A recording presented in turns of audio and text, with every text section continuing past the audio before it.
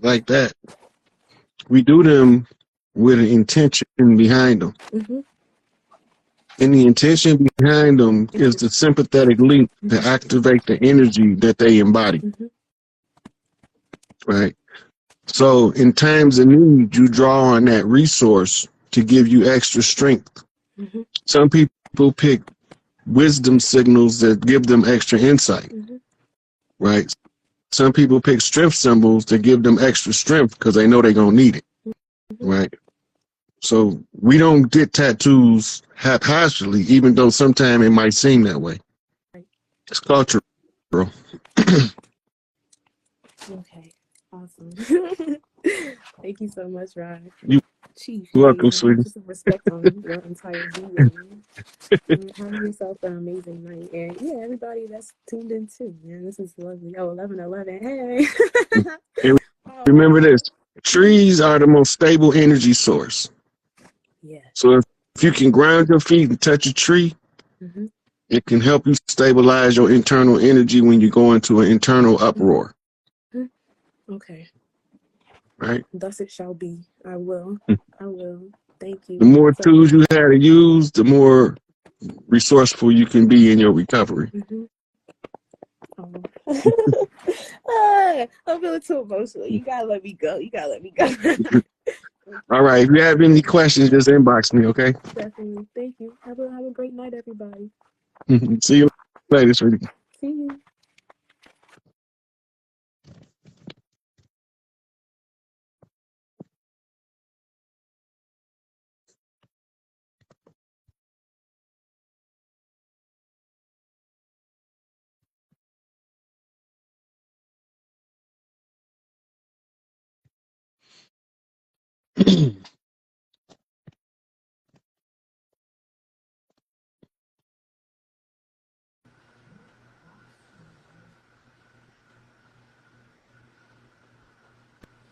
Peace, God. You know you on air?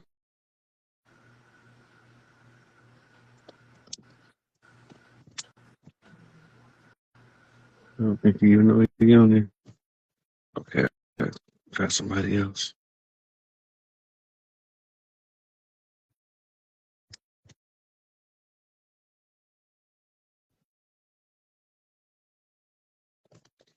I'm getting a little wore down now. I ain't did this in a minute. But it's good that y'all get these messages from the sisters that's trying to heal and that has been leading the charge in healing these sisters, because we need everybody to, if we start healing the traumas, we breaking the generational curses, we can move to a much better scenario than this, because what's going on right now is straight foolishness, right? So that didn't work. I'm gonna try one more. I'm probably gonna take a couple more people, and then I'm gonna call it a night if she's not back. So I'm waiting on this next one to come in. Don't look like she want to come on either. I'll try another one.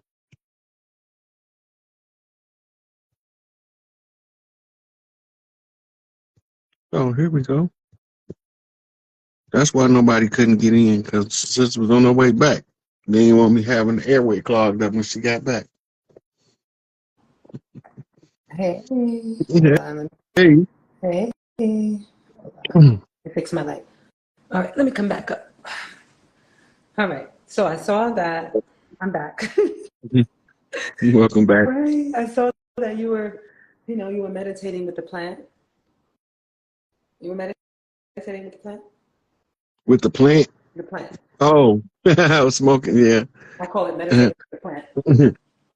Yeah, I was listening to the sister tell me about her grief. I figured I'd join you a little bit. Because this is a PAX right here. This is really nice. I love this PAX. This is a very healthy version. And so what it does, it heats up the Santa Maria. That's what we call her. It's a feminine plant, right? That's why I love her. every woman should commune with Santa Maria, and because she activates that beautiful creative energy, that sexual energy, that feminine energy, and it's really nice. You know, she works with your nervous system. She works with your grounding. She works with your meditation. So a good Santa Maria, meditate with her, be with her, sit with her, commune with her. You know, so I use my Santa Maria and I put her in this here, and this way it heats it up, and so it vaporizes the Santa Maria, and then you know you just take it like that. So it's real light.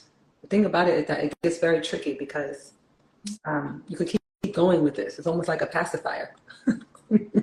Hey, look, I ate some mushrooms not too long ago, and I met the spirit of the mushroom. And he came to me and he told me, he said, out of all the names he ever had, his favorite is psilocybin. Yeah.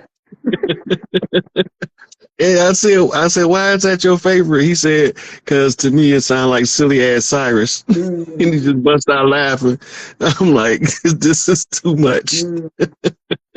But look, he took me on a journey to show me the growth cycle and the places where the spirit of the mushroom can go.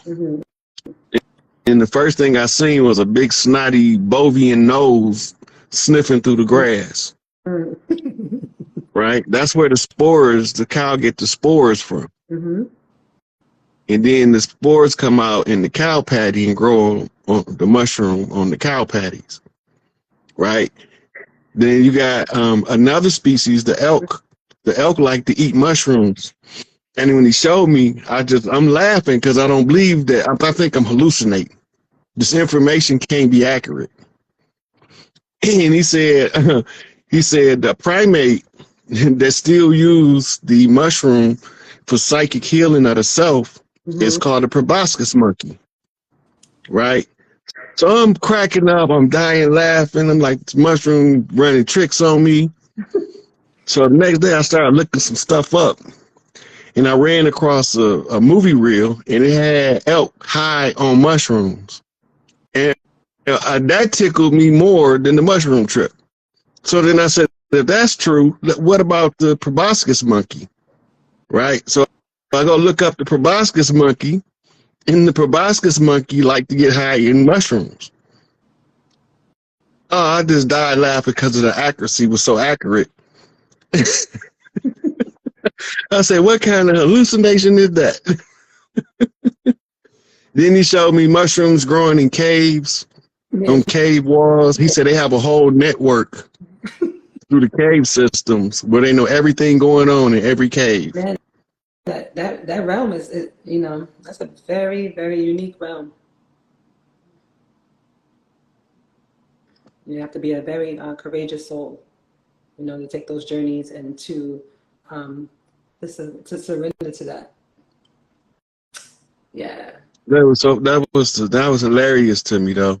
Yeah. But he made an entrance, right? He made an entrance by showing me my neurons firing, and it made this beautiful light show. So I'm watching the light show, not realizing while I'm watching it that I'm watching my brain neurons firing. And then that's when he came in. He said, "Hi, I'm the spirit of the mushroom. My name is psilocybin, and I come to teach you about the mushroom." So I'm thinking I'm tripping. So I'm dying laughing over here. This is hilarious to me, right? So that's when he started taking me through. He took me all through my body, showed me everything that was right or wrong. Then he said that's because the mushroom was originally designed for us to use them to do psychic self-healing. And that's what made him refer me to the proboscis monkey. He said they still use the spirit of the mushroom to see what's wrong with them so they can heal themselves.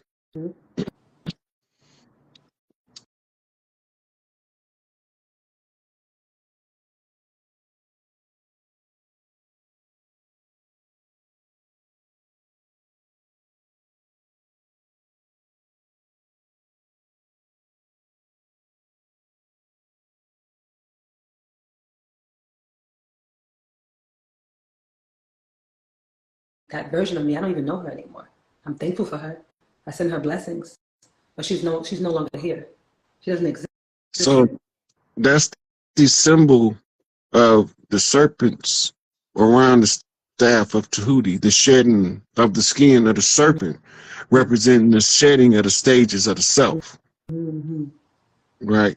So when you look at it, when they write it, sometimes it look like an echo, the way that it's written. That's the stages and layers.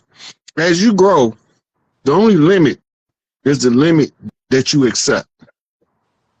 The only limit, you can grow as great as you want to grow, Mm-hmm. but you have to be truthful with yourself, because everybody got a talent that the world is craving to see. Mm-hmm. We wired that way by nature, because it's the arts that make life beautiful.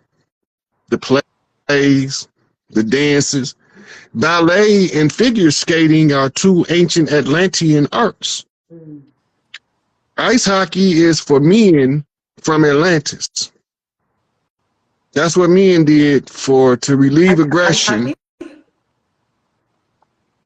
You said ice hockey? Yeah. We made that. Mm-hmm. Right? So it was because the men can't, if they can get the aggression out in an alternative fashion when you're not in war, because we're not always at war with so that warrior instinct has to be controlled. Mm-hmm. Mm-hmm. The high Shakti aggressive nature female was given gymnastics. So she can You just said giving. It was giving gymnastics. Yeah, that's from Atlantis as well. What they gave those females gymnastics to control that high raging Shakti energy that they wouldn't otherwise learn how to control. Mm-hmm. And that's why they turn off their misses into their mid-20s. Mm-hmm. It's a psychological attachment to an earlier time where where puberty didn't onset until you got your energy under control. Mm-hmm. Genetic memory kick in when they go back to doing gymnastics, sometimes ballet as well. When we wasn't being oppressed, women weren't reaching puberty at 8. Oppression make the women go into puberty earlier, which makes the people have to develop faster. They live way longer than us. Just to shorten our lifespans.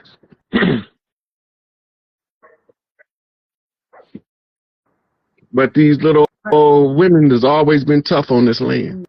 And Give me 1 second. they use. Mm-hmm. Hold on.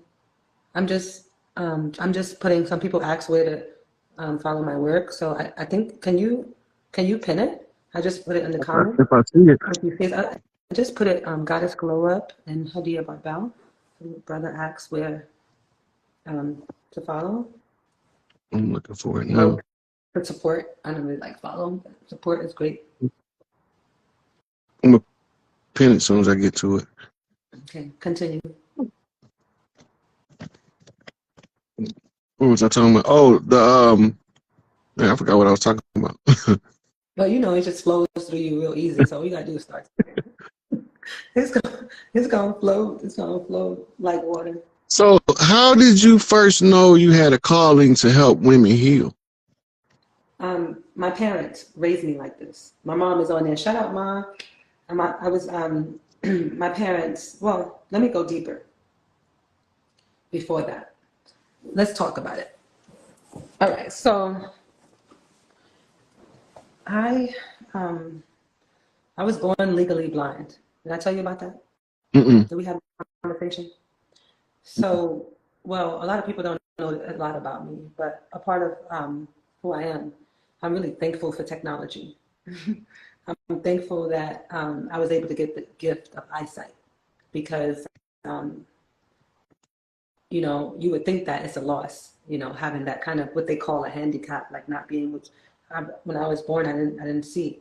I see blur, and I still do see blur right now. And I'm able to, luckily, technology has temporarily corrected my eyesight with this technology of these contact lenses that saved me. But I was told I was going to be blind. And so when you are born like that and you don't have one of your senses working, as it would normally work. Another sense is heightened. And so for me, the other sense that was heightened is the sense of feeling. So I was always, I always existed in another realm. I never really, I'm not from here. I have another world that I exist in. And when I was younger, I thought it was an imaginary world because I was always creating my own world. I didn't know what this world looked like, because from what I remember, no one knew I couldn't see until I was in second grade. Right, Ma? Are you on there? So no one knew. My parents didn't know that I couldn't see until later on. So I spent maybe about the first 6 or 7 years of my life living in a blur. You understand what that means? You know? So I was in a spiritual realm all the time, and I still am. So in this case, because I grew up this way, you know, my parents also, they're from the nations of gods and earths, 5 percenters. They call them God. You know about that, right? That's how. Yeah. You know, my full name is Hadia Zaquan Asia Earth. You know, all 5 percenters. I like that. I like that. My full name is Hadia Zaquan Asia Earth. They always put Earth in the name when it's the 5 percenters, and in Asia for the woman. And so I was already raised with knowledge of self. I was raised with that. I was raised with holistic living. My father was a leader in the community of the 5 percenters. He used to write for the paper. He was a community leader. My parents were. That's what I was raised into. The thing is that I rebelled against them. I rebelled against my parents because I didn't want to follow those rules. I wanted to create my own. I didn't feel like I fit in the box or any box. I never really was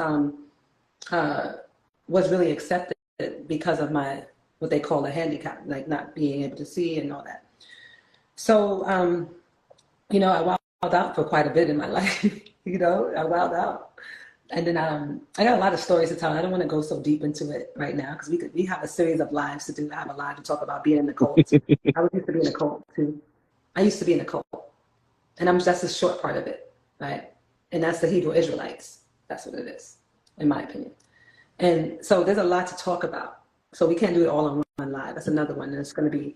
You know, I had to study all that. Huh? I had to study everything you just said. I had to study the 120. I had to know who Father God Allah Putin was. I got to know what happened to him. I had to know what happened to him. I couldn't stop. I was restless.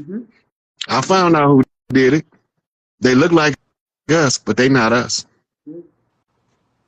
Right? And they got a whole organization hiding behind pale faces doing dirt as the Black Hand.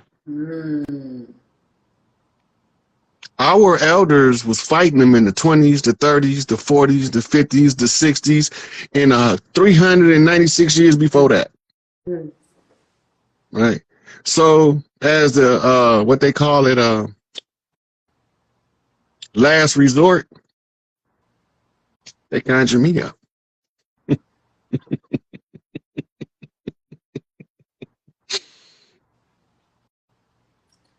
I wanted to help set women free, really. And that's why I do the work that I do. That's the calling for my work.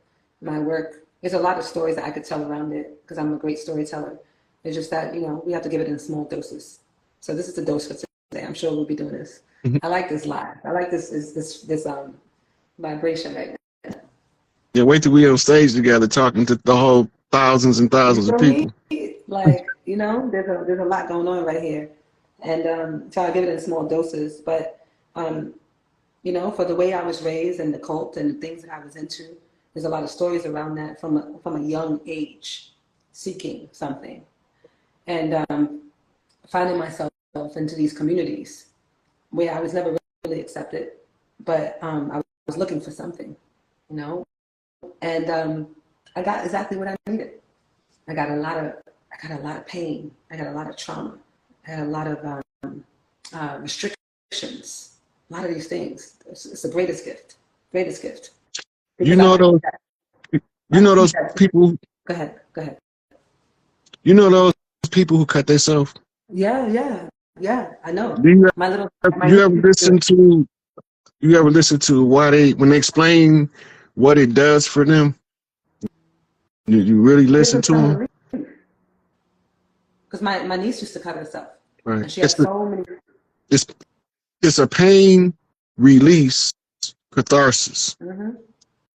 Right. So over here, the pain had become so unbearable that they had to inflict pain to relieve the pain. Right.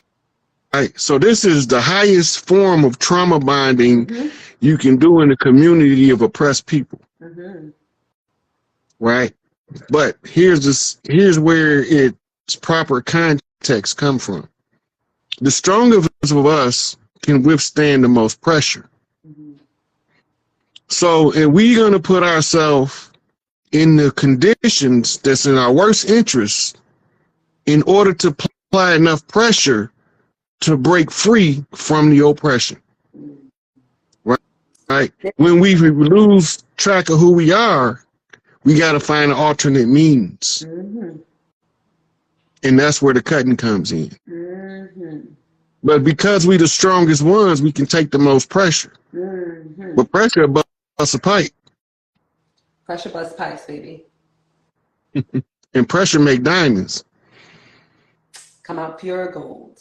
Isn't that what we do with the gold? They apply so much pressure. They apply heat, fire. They smelt the gold. But to make the diamond, they take the coal and put it under high intense heat and a whole lot of pressure. Ooh, baby. And what happens the coal, afterwards? What happens with that diamond afterwards? After all that pressure, all that heat? it becomes a crystal. One of the hardest crystals known to man. Right. If not the hardest. So this is what I'm saying. So this is how we find our purpose. Right? Some people have a lot of shame in their stories, a lot of guilt, a lot of shame, a lot of resentment, a lot of anger. But you can take that pain and those stories when we're giving that, when we're gifted that, because I see it as a gift. And when we gifted that, then we understand what our purpose is.